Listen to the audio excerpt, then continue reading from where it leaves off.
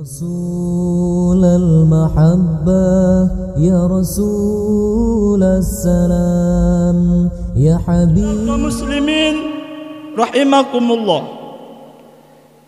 Jadi iman merupakan pondasi pertama dalam tubuh kita.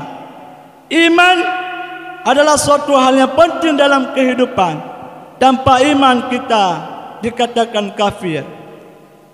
Jadi Allah Subhanahu wa taala kagebi kertanya dua buah nikmatnya paling raya, yaitu tentang nikmat iman dan nikmat Islam. Bila seandainya hana nikmat iman, hana nikmat Islam dalam hati tanya, sungguh tanya berada di luar Islam. Jadi iman yang mentanubih Allah beserta umur yang mentanubih Allah nyata pergunakan pada tempat-tempat yang diridha oleh Allah Subhanahu wa taala. Jadi tak kala dalam kehidupan pakan urun bawa sembahyang, pakan urun pun tentu ada sembahyang, ini adalah tergantungnya pada iman.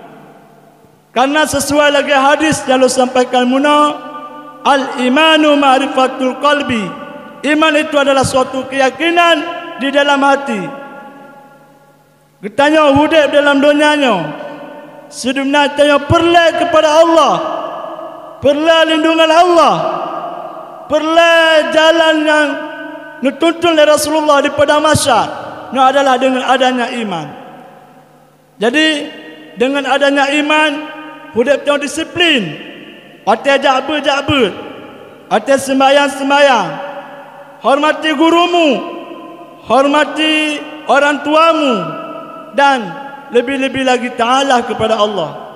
Jadi imannya adalah suatu pondasi yang sangat kuat di dalam hati. Jadi bagusnya suatu amal ibadah yang kita lakukan menurut iman itu, dan menurut ilmu yang kali kita pelajari. Kemudian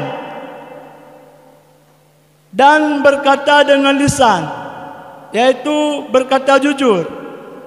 Karena dengan kejujurannya Nabi sangat galak ke? Sebab perbuatan yang sangat Nabi yang galak ke? Yang memang dengan tak pupuk perbuatannya dicinta oleh Nabi, diserta oleh Nabi, yaitu berkata jujur. Nabi selalu berkata jujur, tidak pernah berdusta.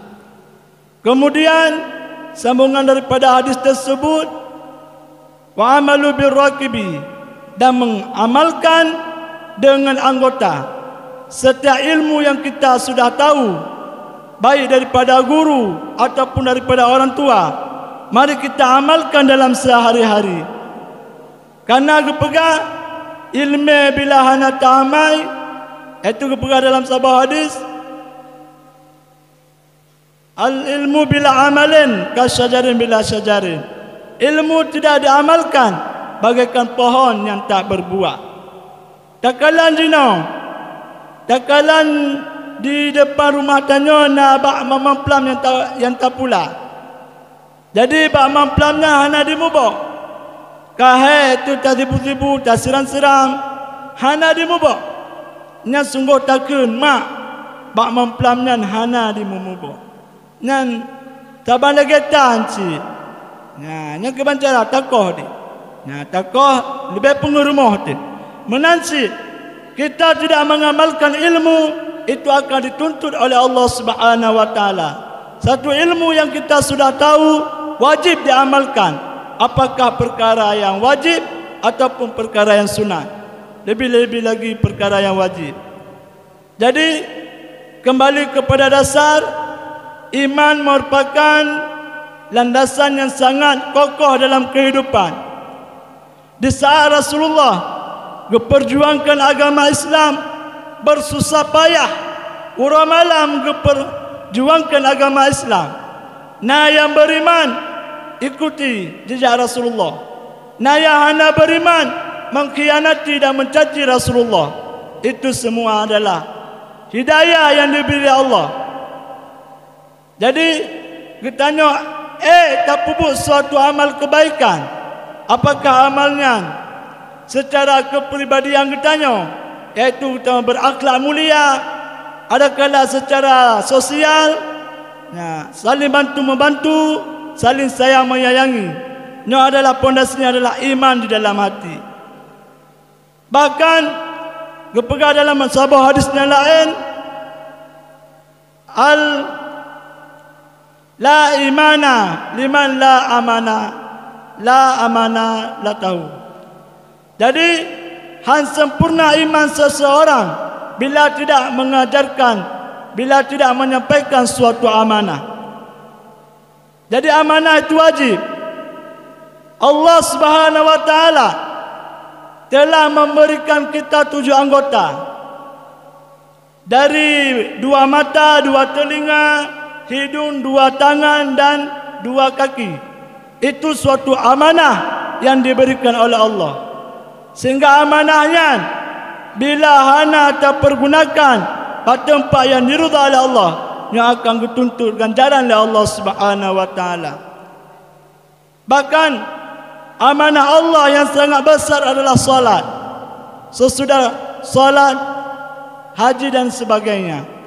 Jadi bila amanah Allah nak terpuput berupa sembahyang, nya insyaallah punya persoalan sembahyang kita gelah di pada mahsyar, insyaallah perkara-perkara yang lain juga akan gelah. Jadi alhamdulillah kita jina mantang kepulahir Allah dalam agama Islam, dalam agama yang diridha oleh Allah. Inna dina indallahil Islam.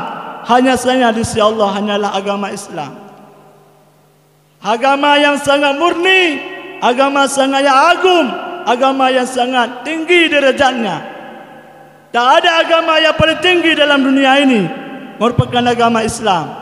Jadi kitanya yang kagum pelahir oleh Allah, yang kagum hidup dalam agama Islam, nya iman yang kagum puduk dalam hati, nya bet tak sia-siakan. Kitanya kata rupu sembahyang wajib, sembahyang bertepawate.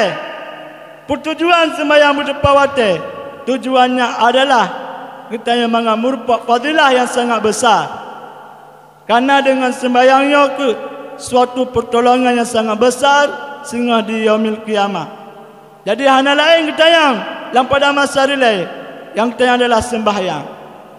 Jadi tak kalah terjina urung maksud ju, ibadah ju, terkah ju, jabu ju.